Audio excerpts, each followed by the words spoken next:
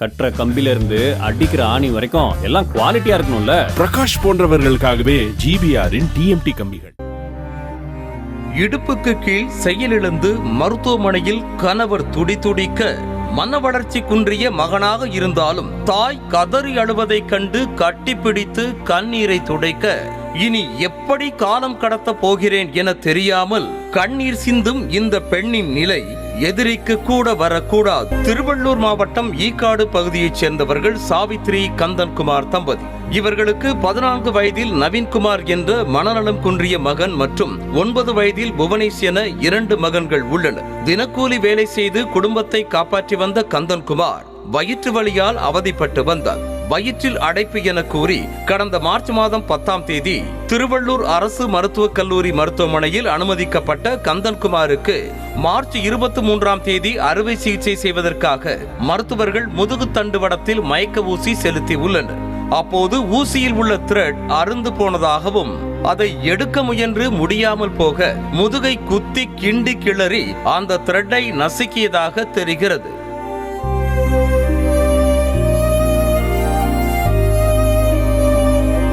சிறிது நேரத்தில் ஆபரேஷன் தியேட்டரை விட்டு வெளியே வந்த மருத்துவர்களிடம் என் கணவர் எப்படி உள்ளார் என மனைவி சாவித்ரி மற்றும் அவருடைய உறவினர்கள் கேட்டபோது, முதுகில் மயக்க ஊசி செலுத்திய போது அதில் இருந்த த்ரெட் 1 இன்ச் அளவிற்கு அறுந்து விட்டதாகவும் இரத்தத்தோடு அது கரைந்து விடும், இருந்தாலும் சென்னை ராஜீவ்காந்தி மருத்துவமனைக்கு அழைத்து செல்லுமாறும் கூறியதாக தெரிகிறது.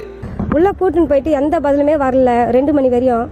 அப்புறமா ஒரு 2 மணிக்கு மேலே நானாக போய் கேட்ட பிறகு அவங்க சொல்கிறாங்க, இந்த மாதிரி ஊசி உடைஞ்சிச்சு, ஆப்ரேஷன் லைட்டாக பண்ணோம் அப்படின்னு சொல்லி லைட்டாக கீறி விட்டோன்னு சொன்னாங்க.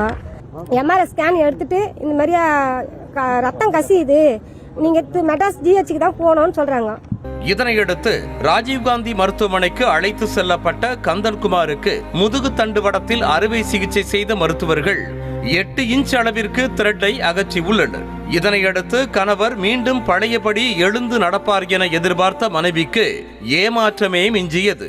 அவருக்கு வந்து சுத்தமா இடுப்புல இருந்து உணர்ச்சியே இல்ல. டாய்லெட் பாத்ரூம் எல்லாம் 1 மாசமா நான் மட்டும் தான் செய்யறேன்.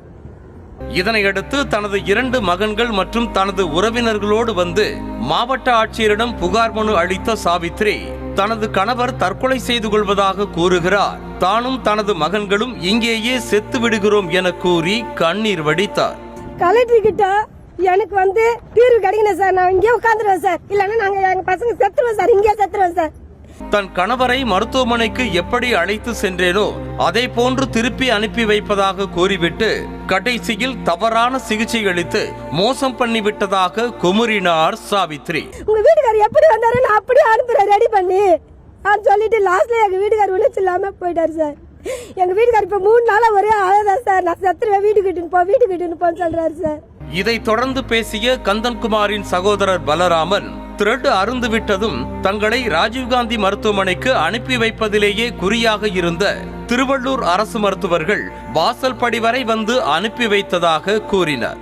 எங்கன்னா அப்படி அவசரமா போங்கன்னாங்க. எங்களுக்கு கையும் உள்ள காலம் என்ன செய்யுதுன்னு புரியல, அவங்க காப்பாற்றணும். அதனால பண்ண உடனே அவங்களே ஆம்புலன்ஸ் ரெடி பண்ணிட்டு வாசப்படி வந்து வழி அமைச்சு விட்டாங்க டாக்டர்.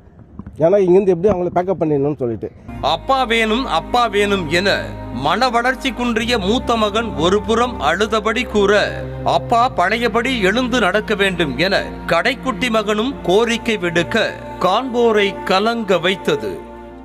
எங்க அப்பா எனக்கு பழைய மாதிரி நடக்கணும் சார், எனக்கு எங்க அப்பா எப்படி நடந்திருந்தாரோ அதே போல நடக்கணும் சார். செங்கல்ல இருந்து சுண்ணாம்பு வரைக்கும் கஸ்டமருக்கு நாம தானே கேரண்டி. கான்ட்ராக்டர் குமார் மாதிரி ஆளுங்களுக்கு தான் ஜிபிஆரின் டிஎம்டி கம்பிகள். செய்திகளை உடனுக்குடனும் துல்லியமாகவும் தெரிந்து கொள்ள சப்ஸ்கிரைப் பண்ணுங்க.